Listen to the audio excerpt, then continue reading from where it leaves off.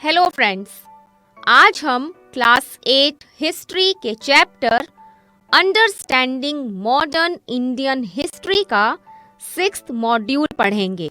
इस मॉड्यूल में हम पढ़ेंगे कि हिस्टोरियंस क्या सोर्सेज यूज़ करते हैं इंडियन हिस्ट्री के लास्ट 250 ईयर्स के बारे में जानने के लिए, यानी we will look at the sources historians use to know about the last 250 years of Indian history। तो फ्रेंड्स, चलिए शुरू करते हैं हमारा 6th मॉड्यूल। इंडियन हिस्ट्री का एक इम्पॉर्टेंट सोर्स है ब्रिटिश एडमिनिस्ट्रेशन के ऑफिशियल रिकॉर्ड्स। ब्रिटिश मानते थे कि the act of writing important है। हर instruction, plan, policy decision, agreement और इन्वेस्टिगेशन को क्लियरली लिखना था। एक बार जब ये हो जाए तभी चीज़ें अच्छे से स्टडी और डिबेट हो सकती थी, और इसी कन्विक्शन यानी बिलीफ या ओपिनियन ने एक ऐसा एडमिनिस्ट्रेशन बनाया जिसमें मेमोज, नोटिंग्स और रिपोर्ट्स बनते थे। यानी एक ऐसा एडमिनिस्ट्रेशन बना जिसमें हर एक ऑफिशियल चीज़ लिखी जाती थी।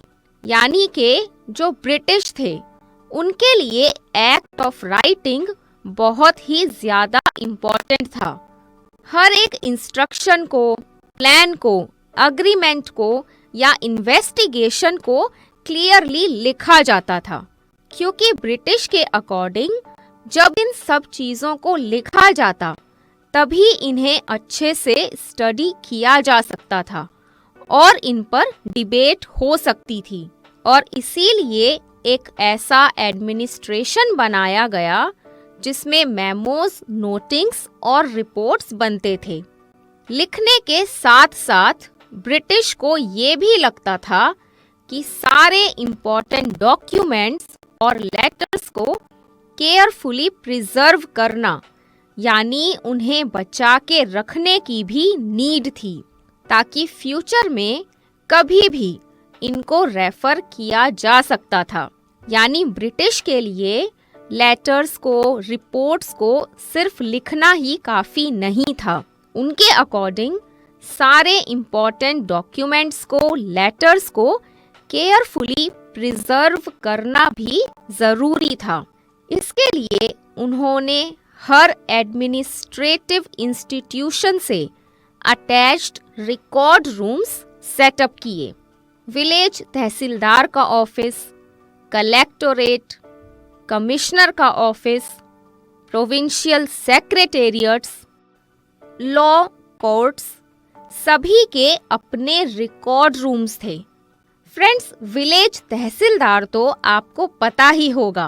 विलेज तहसीलदार विलेज के टैक्स ऑफिसर होते हैं। कलेक्टोरेट एडमिनिस्ट्रेशन के मेन रिप्रेजेंटेटिव का ऑफिस होता है। कमिश्नर एक सीनियर ऑफिशियल होता है। प्रोविंशियल सेक्रेटेरिएट यानी किसी प्रोविंस के या रीजन के ऑर्गेनाइजेशन का वो डिपार्टमेंट जो सेंट्रल एडमिनिस्ट्रेशन का या एक सेक्रेटरी के ड्यूटीज को पूरा करता हो। और लॉ कोर्ट्स तो आप समझ ही गए होंगे, ये हैं कोर्ट्स ऑफ लॉ, जहां पर न्याय या इंसाफ दिया जाता है। तो ये जितने भी एडमिनिस्ट्रेटिव इंस्टीट्यूशंस थे, विलेज तहसीलदार का ऑफिस, कलेक्टोरेट, कमिश्नर का ऑफिस, प्रोविंशियल सेक्रेटेरिएट्स, लॉ कोर्ट्स, इन सभी से अटैच्ड रिकॉर्ड रूम्स सेटअप किए गए ताकि इम्पोर्टेंट डॉक्यूमेंट्स और लेटर्स को केयरफुली प्रिजर्व किया जा सके। फ्रेंड्स, इन रिकॉर्ड रूम्स के अलावा स्पेशलाइज्ड इंस्टीट्यूशंस जैसे आर्काइव्स और म्यूजियम्स भी एस्टैब्लिश किए गए।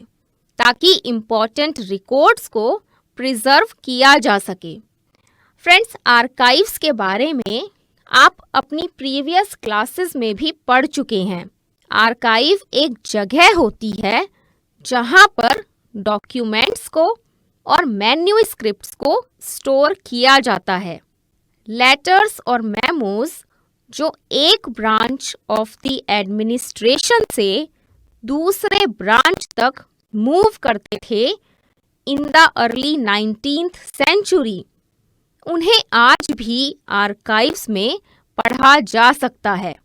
यानी अर्ली 19th सेंचुरी में जो लेटर्स और मेमोज एक ब्रांच ऑफ एडमिनिस्ट्रेशन से दूसरे ब्रांच तक मूव करते थे, तो उस टाइम के लेटर्स और मेमोज को हम आज भी आर्काइव्स में पढ़ सकते हैं।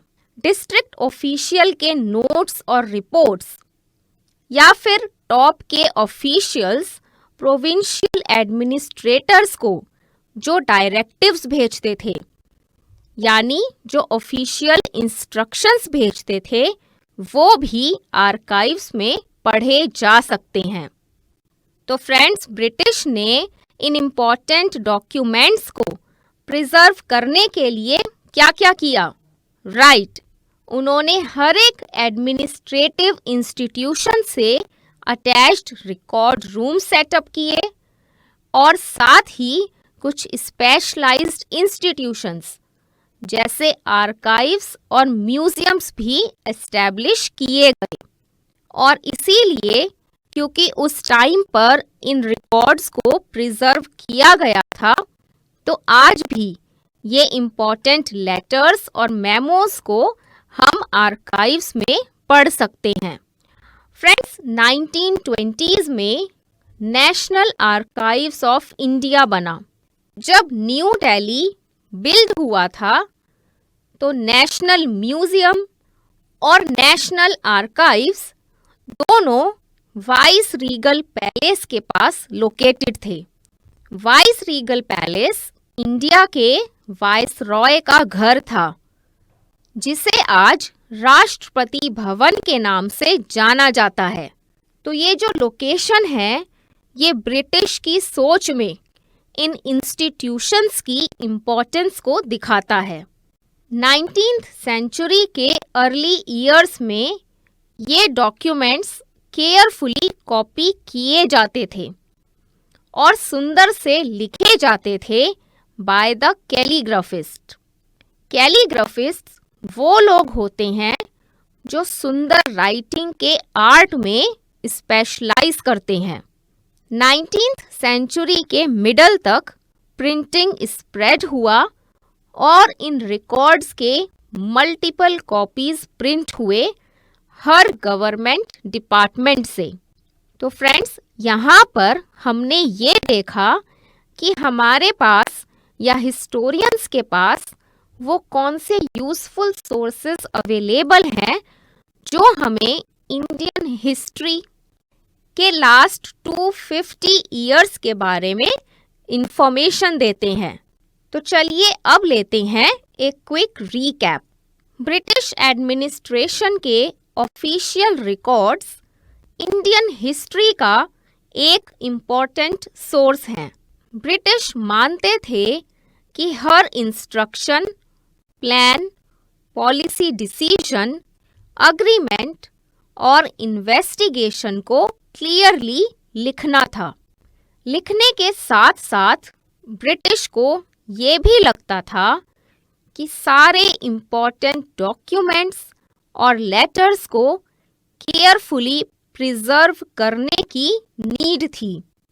इसके लिए उन्होंने हर एडमिनिस्ट्रेटिव इंस्टीट्यूशन से अटैच्ड रिकॉर्ड रूम्स सेटअप किए। इन रिकॉर्ड रूम्स के अलावा स्पेशलाइज्ड इंस्टीट्यूशंस जैसे आर्काइव्स और म्यूजियम्स भी एस्टैब्लिश किए गए इम्पॉर्टेंट रिकॉर्ड्स को प्रिजर्व करने के लिए। 19th सेंचुरी के अर्ली ईयर्स में ये डॉक्यूमेंट्स केयरफुली कॉपी किए जाते थे और सुंदर से लिखे जाते थे bye कैलीग्राफिस्ट्स।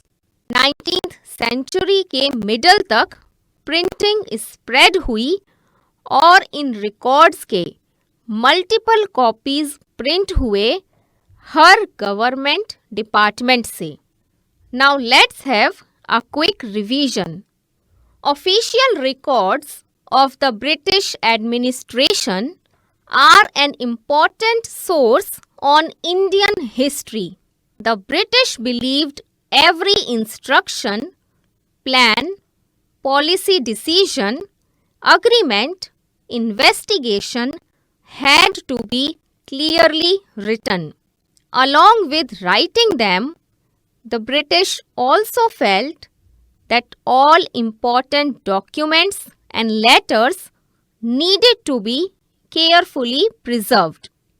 For this, they set up record rooms attached to all administrative institutions. Apart from these record rooms, specialized institutions like archives and museums were also established to preserve important records. In the early years of the 19th century, these documents were carefully copied and beautifully written by calligraphists. By the middle of the 19th century, printing spread and multiple copies of these records were printed from each government